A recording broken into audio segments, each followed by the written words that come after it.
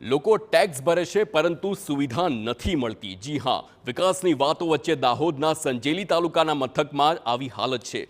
સંજેલી નગરમાં લોકોને ભર ઉનાળે પાણી માટે વલખા મારવા પડી રહ્યા છે। કાળઝાળ ગરમીમાં પીવા અને વપરાશ માટે પાણીની સમસ્યા છે। લોકોને હાલાકી પડી રહી છે। પાણીની સમસ્યાથી પાણીના ટેન્કરોએ સ્થાનિકો તેમાં લાઈનો લગાવી છે। પાણી ભરવા મહિલાઓની પડાપડી પણ જોવા મળી રહી છે।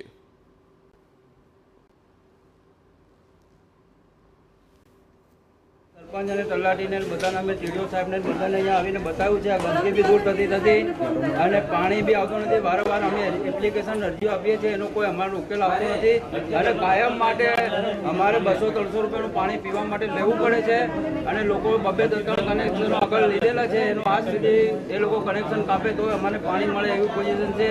નળ સે જલની યોજના છે, એની મેં બી આજ સુધી કોઈ દિવસ પાણી આવ્યું નથી। ઉલ્લેખનીય છે કે તાલુકા મથકમાં પાણીની સમસ્યા સાથે નગરમાં ગંદકીના કારણે પણ સ્થાનિકો હેરાન છે। સમસ્યાના નિકાલ માટે અનેકવાર સરપંચ અને તાલુકા અધિકારીને રજૂઆત છતાં નિકાલ ના આવતા લોકો રોષે ભરાયા હતા। ત્યારે ગામના સરપંચના સ્વીકારવા ત્યારથી જ નથી કે નગરમાં પાણીની સમસ્યા છે।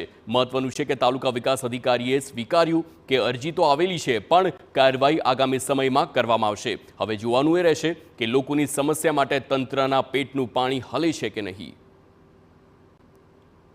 સંજેલીની અંદર કોઈ સમસ્યા નથી। એક જ ફળિયાની અંદર છે કે ડિસ્પ્લેરી ફળિયાની અંદર સમસ્યા છે। બાકીના કુવા સંજેલીમાં 5 છે, 2 બોર છે।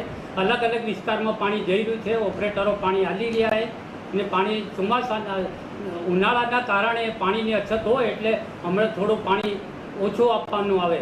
અને આગળ પણ જ્યારે અમે નવી પાઇપલાઇન માટે તે બાબતે કાર્યવાહી કરેલી છે અને વાસ્મોને પણ જાણ કરેલી છે અને કેટલી લંબાઈ અને કેટલા ફળિયા સુધી આવરવાના છે તે તમામ બાબતે અમે જાણ કરેલી છે।